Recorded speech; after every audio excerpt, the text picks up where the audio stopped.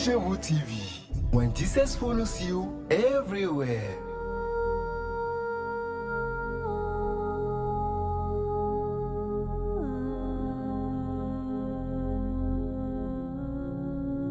Shalom, shalom bien-aimés. Croyons que vous êtes encore en bonne et due forme ce matin par la grâce de Dieu. Nous aussi, nous allons également bien.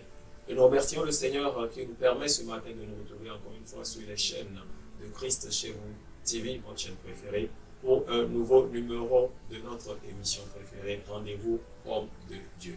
Alors ce matin, nous avons un homme de Dieu spécial que le Seigneur nous a envoyé.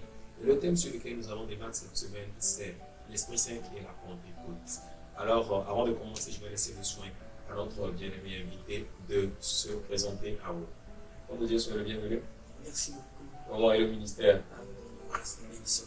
Gloire à Dieu.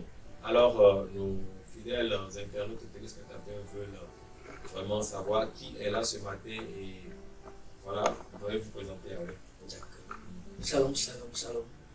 Je réponds au nom de Daniel Djuga, serviteur de Dieu, et je suis le pasteur principal de l'église Divine Encounter Church.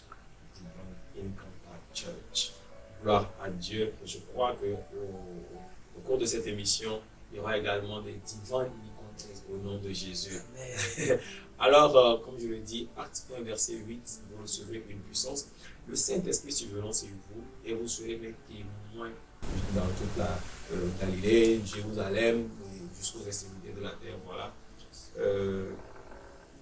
On parle de la Pentecôte. Homme de Dieu, que comprendre par la Pentecôte. D'accord, merci beaucoup. Lorsque nous parlons de la Pentecôte, généralement les gens pensent à une fête chrétienne périodique qui vient souvent vers la fin du printemps. Toutefois, la Pentecôte remonte à plus loin. D'abord, quand nous prenons le mot Pentecôte, qui vient du grec Pentecosté, qui veut parler du 50e jour. Donc, dans la culture juive, le peuple d'Israël avait coutume de compter à partir de la fête de Pâques, qui est une fête très importante pour les enfants d'Israël. À partir de cette fête-là, le peuple commence à compter jusqu'à 7 semaines plus un jour. Et maintenant, le 50e jour, qui coïncide souvent avec les premières récoltes de blé, ils apportent maintenant leur récolte et ils viennent à Jérusalem. Peu importe là où ils sont, ils viennent à Jérusalem et ils commencent par faire une fête solennelle pour rendre grâce à Dieu pour ce que le Seigneur a fait pour eux. Mais cette fête a pris une autre tournure carrément dans les premiers chapitres du livre des Actes des Apôtres. Et nous voyons que cette fête commence par marquer la venue d'une personnalité très importante, la personne du Saint-Esprit. Voilà. Du Saint-Esprit. Alors, qui est le Saint-Esprit? Souvent, les gens pensent que le Saint-Esprit, c'est un souffle, c'est un vent. La nature du Saint-Esprit, que peut-on comprendre ou que doit-on comprendre du Saint-Esprit? Merci pour cette question très pertinente. J'ai écouté une fois le pasteur Bélim qui dit quelque chose. Il dit, si vous pensez que le Saint-Esprit est une chose, vous voudrez l'utiliser. Mais si vous savez que c'est une personne, vous allez vous laisser conduire et utiliser par elle. Donc le Saint-Esprit, c'est une personne. Il a tous les attributs d'une personne. Il est aussi Dieu. Souvent, les gens n'aiment pas l'idée du Saint-Esprit en tant que Dieu. On accepte la divinité du Père, on accepte la déité de Jésus. Mais quand il s'agit du Saint-Esprit, il y a des polémiques. Toutefois, le Saint-Esprit est bien Dieu. La Bible dit clairement. Le Saint-Esprit est Dieu. Ok, alors revenons sur la Pentecôte. Comme vous venez de l'expliquer, la Pentecôte, en fait, elle remonte à loin. Et nous voyons que dans le livre des Actes des Apôtres, il y a eu une manifestation surnaturelle. Et quand nous lisons vraiment Actes chapitre 2, nous nous rendons compte que c'était du nouveau. Ce qui était là le jour-là, c'était du nouveau. Alors, pourquoi Jésus part et nous envoie le Saint-Esprit? Pour quelle raison le Saint-Esprit a-t-il été envoyé aujourd'hui à l'Église? D'accord. Et pourquoi Jésus part? Une très bonne question. Et pourquoi il nous envoie le Saint-Esprit? Il a répondu lui-même à la question. Il dit, il est avantageux pour vous que je m'en aille. Car si je ne m'en vais pas, il ne viendra pas. Donc pour répondre à la question pourquoi il part, c'est pour que le Saint-Esprit puisse entrer en scène. Maintenant, pourquoi maintenant il envoie le Saint-Esprit? Il nous dit, car lorsqu'il sera venu l'Esprit de vérité, il va convaincre le monde par rapport à 3 choses. Le péché, la justice et le jugement. Le péché parce qu'il ne croit pas en Jésus. La justice parce que nous sommes justifiés. Et le jugement parce que le plan de ce monde doit être jugé. Et ouais, tout ce monde vraiment doit être jugé. Yeah. Alors, quand nous entendons parler de Pentecôte, nous entendons parler du Saint-Esprit, il y a beaucoup de choses qui vont avec. La Bible dit le jour là que ceux-là qui étaient là, il y avait comme des langues de feu qui s'étaient posées sur eux. Yes. Et bon, dans le jargon chrétien, nous en parlons, nous parlons de dons spirituels, nous parlons de parler en langue. Et j'entends souvent les gens enseigner et dire que lorsque le Saint-Esprit vient, il se manifeste fortement par le parler en langue. Est-ce que cette affirmation est vraie? Est-ce que c'est automatiquement par le parler en langue? Est-ce qu'il n'y a pas un autre don que le Saint-Esprit peut amener autre que le parler en langue? D'accord. Merci pour cette question de Dieu. Et oui, quand le Saint-Esprit vient, ce n'est pas forcément par le parler en langue. Il y a beaucoup de personnes qui veulent dire que c'est forcément par le parler en langue. Pendant nos croisades, j'ai vu plusieurs fois les gens être baptisés du Saint-Esprit et prophétiser en même temps. Oui, la Bible dit dans 1 Samuel 10, verset 6, l'Esprit de l'Éternel te saisira et tu prophétiseras avec eux, tu seras changé en un autre homme. Il y a plusieurs manifestations de l'Esprit et c'est selon ce que l'Esprit nous donne de s'exprimer. Alors là, il faudra que nous commencions par comprendre que lorsque le Saint-Esprit vient, ce n'est pas seulement le parler en langue que nous pouvons recevoir, parce que j'ai constaté que ce genre d'enseignement a fait aujourd'hui que la personne peut recevoir un autre don, mais il s'attend forcément au parler en langue, ce qui fait qu'il néglige plutôt l'autre don que le Saint-Esprit lui a donné. Effectivement. Et vraiment, je crois que l'Esprit de Dieu va nous aider afin que nous puissions discerner ce don-là. Alors, restons dans les dons. Qu'est-ce que nous appelons par don spirituel? Qu'est-ce que nous appelons par don de l'Esprit? Lorsque nous parlons don spirituel, d'abord quand nous prenons le terme don, Oui. vous savez dans la Bible, don prend sa source, vous voyez le terme grec charisme, qui parle de don. Et souvent, je m'amuse à dire que quand nous prenons la grâce, en grec, la grâce a la même racine que le don spirituel. La grâce c'est charis, et puis le don spirituel, le don c'est charisme. Maintenant, quand on ajoute spirituel à la chose, qui parle de pneumatikos, fondé sur l'esprit, ça veut dire qu'on parle d'une grâce, un don de grâce, quelque chose qu'on ne mérite pas et quelque chose que le Seigneur nous donne par l'expression de sa volonté. Et c'est par amour. L'expression de sa volonté. Ça veut dire que nous ne pouvons pas forcer l'Esprit à nous donner ce que nous voulons. Non. Ok, maintenant, dans ce sillage, je crois que quand Dieu nous le donne par grâce et nous le donne volontairement par amour, je crois que c'est pour quelque chose. Hein? Oui. Ok. La Bible dit, or à chacun est donné la manifestation de l'esprit pour l'utilité commune. Ça veut dire que le don spirituel ne nous est pas donné pour nous. Il nous est donné pour servir les autres, pour servir le corps. Et il le distribue à chacun comme il veut. Distribuer à chacun comme il veut. Yes. Alors, bien aimé, si aujourd'hui j'aspire à un don, comme l'apôtre Paul nous le suggère, il dit aspirer au don spirituel, j'aspire à un don et que je prie et que je ne le reçois pas, est-ce à dire que c'est parce que Dieu ne veut pas me le donner? Non. Ça, c'est une question carrément différente, hein, parce que là, ça me vient à l'esprit de vous poser cette question. Parce que la dernière fois, moi, j'ai rencontré quelqu'un qui était en train de prier et j'ai senti qu'il parlait pas en langue, mais bon, pour prier de 4 heures de temps, c'est vraiment épuisant. Et je lui ai dit, mais écoute, pourquoi est-ce que tu me demandes, mais je ne le reçois pas? Voilà. D'accord. Donc on dit, la Bible dit aspirer aux dons spirituels les meilleurs. Voilà. Si Dieu ne voulait pas nous les donner, il n'allait pas nous recommander de Bien sûr. les aspirer. Bien sûr. Et quand on parle d'aspirer, il y a l'effet aspirateur, un désir fort, Voilà. une pression qui doit émaner de toi, une soif. Donc la Bible dit, vous demandez, vous ne recevez pas parce que vous demandez mal. La personne qui se dit qu'elle demande que Dieu ne lui donne pas est en train de dire que Dieu n'est pas juste. Or Dieu veut sur sa parole pour l'accomplir. Alors elle doit voir la méthodologie. Plusieurs fois, lorsque nous venons à Dieu dans les bonnes conditions, nous recevons toujours ce qu'il apprend. Alors revenons à la personne de l'Esprit de Dieu, et le Saint-Esprit. Alors, quelle est la place du Saint-Esprit dans la vie du chrétien? Quand le Saint-Esprit entre dans la vie d'un chrétien, Yes. quel effet ça peut avoir? Quel changement? Qu'est-ce que ça donne? D'accord, merci pour cette question. Le Saint-Esprit, waouh, moi je l'appelle l'ami merveilleux.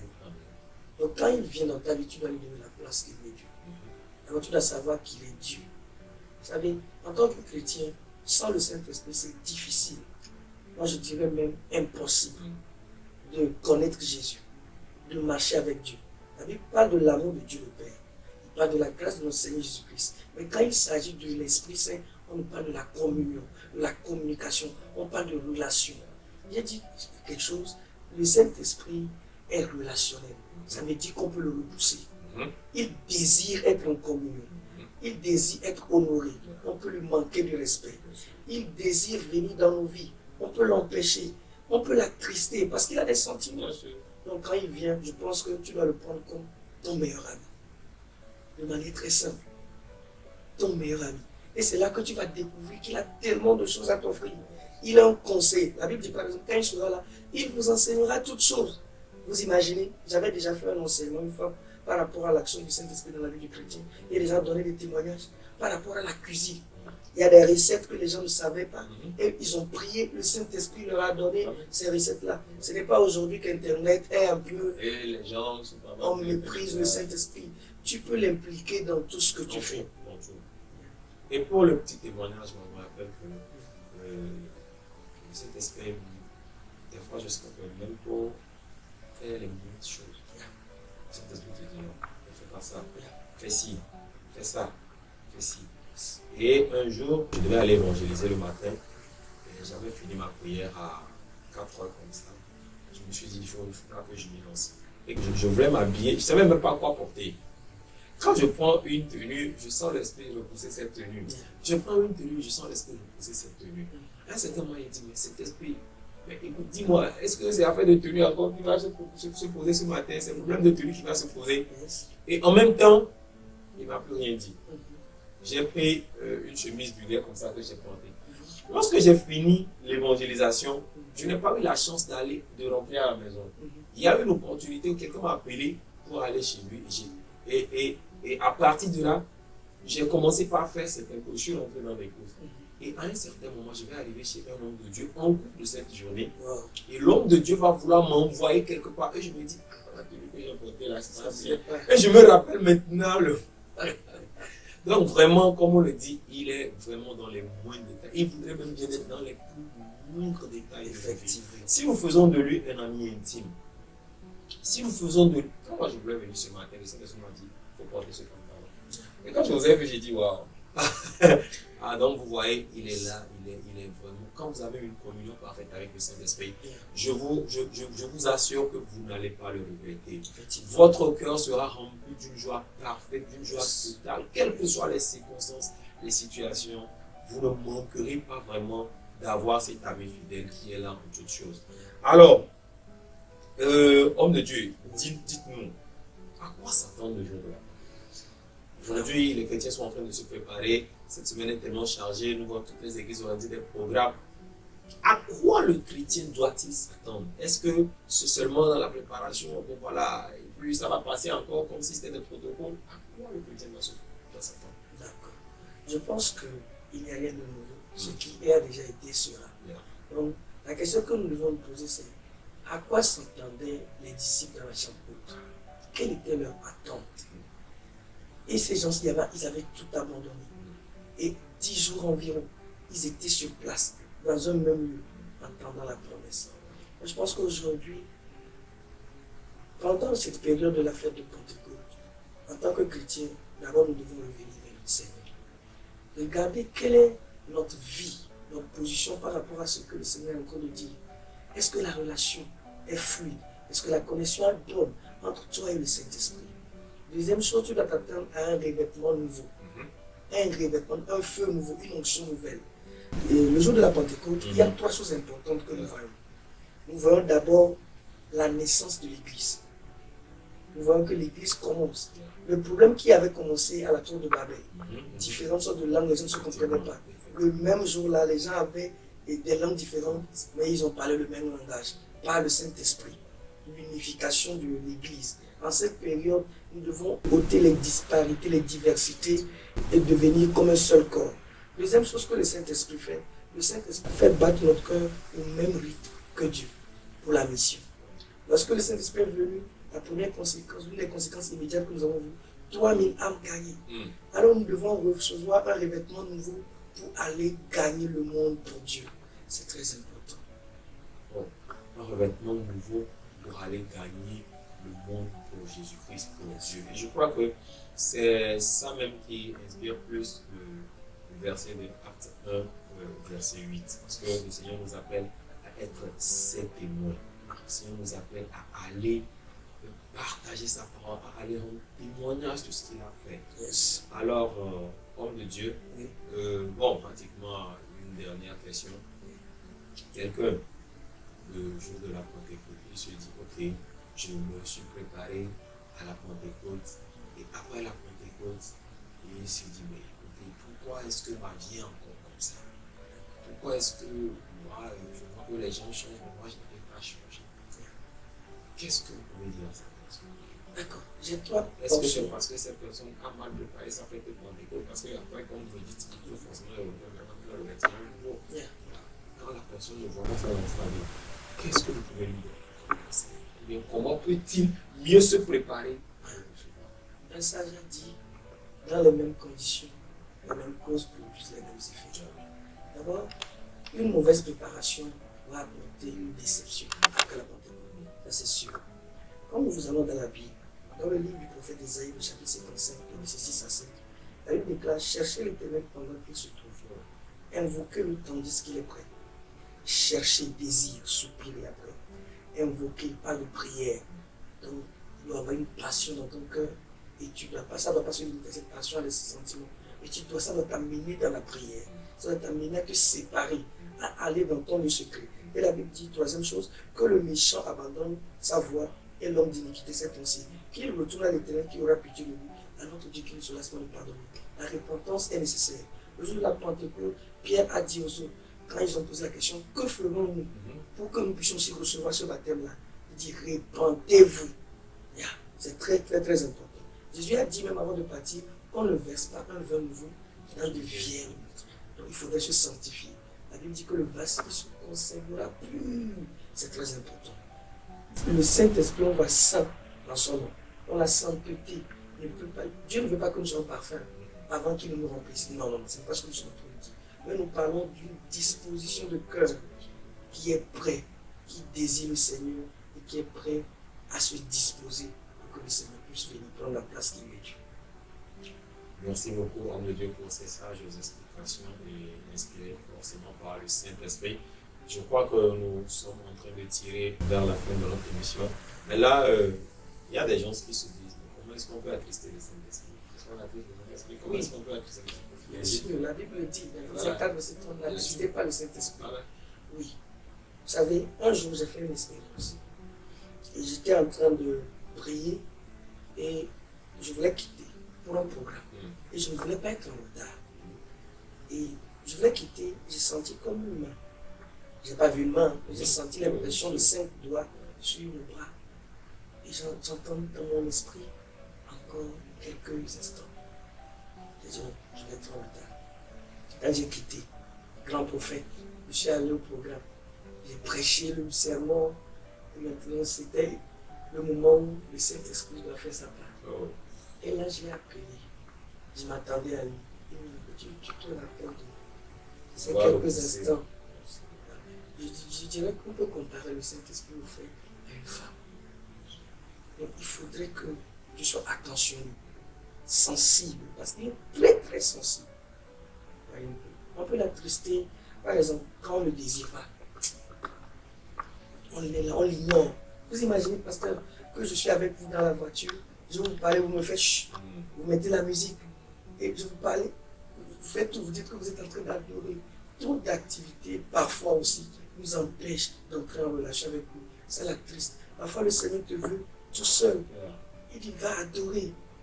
Et le Saint-Esprit veut avoir des rencontres intimes, secrètes, avec tout chacun de nous. La chose qui énerve ou qui attriste davantage le Saint-Esprit, à mon avis, c'est quand il est ignoré. Homme de Dieu, comme j'étais en train d'expliquer, j'ai tout de suite cette idée qui m'est venue à la tête.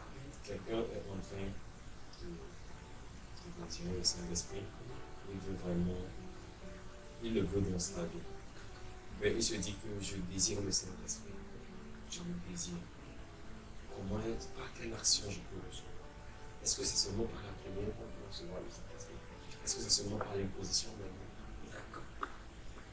Dans la Bible, nous voyons plusieurs manifestations de l'esprit. D'abord, nous voyons que le jour de la Pentecôte, ils étaient en train de prier. Et ce n'était pas le seul cas de figure. La Bible dit dans Ézéchiel 2, le verset 2, lorsqu'il m'adressa la parole, son esprit entré en moi. Parfois, tu peux juste être d'écouter une prédication, un homme de Dieu qui est bon et le Saint-Esprit descend sur toi. Voilà. Ça se fait aussi par l'imposition des mains. Nous avons vu dans le cas de Philippe qui est parti à Samarie pour faire l'immigration, les apôtres qui l'ont rejoint après, et ils ont imposé les mains aux gens et qui recevaient le Saint-Esprit. Voyez-vous. Et dans le cas où Pierre était dans la maison de Corneille, il prêchait seulement et le Saint-Esprit est descendu sur l'assistance. Donc je pense qu'il y a plusieurs moyens. Donc l'essentiel c'est de se disposer, d'avoir ce désir-là, de s'ouvrir à vous. Et je rappelle que moi j'ai reçu le Saint-Esprit en adorant. Wow. Je passais des heures d'adoration, de louange. Yes. J'ai des temps précis pour ça. Yes. Donc je finis ma louange et je rentre dans l'adoration. Yeah. Je disais sincèrement l'Esprit de Dieu. Je voulais vraiment que le Saint-Esprit me remplisse. Je voulais vraiment voir son action dans ma vie. Et là, bon, j'ai été inspiré de commencer par lui. J'ai commencé pendant une semaine. Je dirais que vers le 8e jour comme ça. Je parlais encore de lui. Alléluia. Oui, donc c'est comme ça que moi j'ai reçu l'Esprit de Dieu. Alors, le Saint-Esprit, il n'exige pas que vous soyez forcément en prière avant qu'il ne vienne. Tout ce qu'il exige de vous, c'est que votre cœur soit disposé, première des choses, et ensuite que vous aspiriez vraiment à lui, que vous le désiriez. Et quand vous le désirez vraiment, laissez-moi vous dire que vous serez sûr qu'il soit arrivé un peu plus tôt que prévu. Voilà, donc je crois que nous allons refermer notre émission sur ces quelques points que nous avons évoqués ce matin. Et l'homme de Dieu va présenter son église. L'homme de Dieu, je ne sais pas où est-ce que se trouve votre église, et l'assistance pour les internautes veulent bien vous rappeler. Vous allez laisser vos coordonnées, votre adresse pour que toute personne qui a des questions, qui veut comprendre encore, qui a effectivement des questions, qui a besoin de prière, qui veut se faire suivre, qu'il puisse vous contacter. Si vous pouvez laisser vos coordonnées, votre adresse mail, votre numéro WhatsApp. Donc, c'est l'église Divin Encounter Church qui est dans le vent juste avant la station essence Yatempo Sabado. C'est dans le vent juste avant la station Yatempo Sabado. N'allez pas vous égarer. Donc, c'est une église où la puissance, l'amour et la sagesse de Dieu transforment les hommes ordinaires en conquérants. Et vous êtes les bienvenus. Vous pouvez nous rejoindre sur le plus 228 92 87 48 98 ou le plus 228 97 79 78 07. Si vous voulez nous envoyer un mail, c'est sur Divine Encounter Church.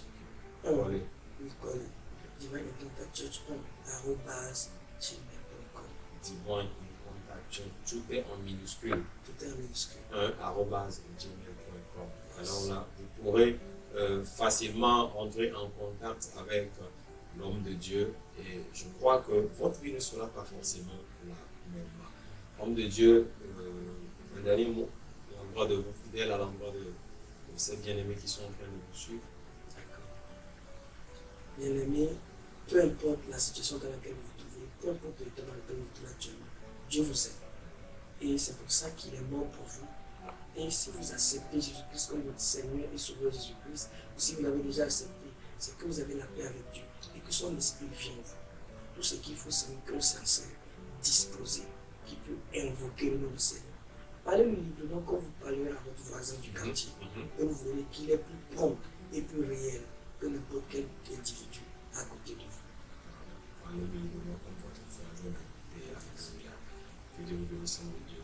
Alors, bien chers internautes et fidèles téléspectateurs de Christ chez WTV, c'est ainsi que se ferme ce numéro de rendez-vous Homme de Dieu. Je crois que l'homme de Dieu ou l'invité du jour a pu toucher vos cœurs par rapport à ces messages. Le Saint-Esprit a pu vous éclairer certains points. Vous étiez peut-être dans une certaine obscurité, mais l'Esprit de Dieu a levé aujourd'hui le voile de l'obscurité et une nouvelle lumière est entrée en vous. Je vous invite également à rester connectés et branchés sur notre chaîne pour les prochaines émissions. Alors, bye bye et bonne journée à vous. Que Dieu vous bénisse.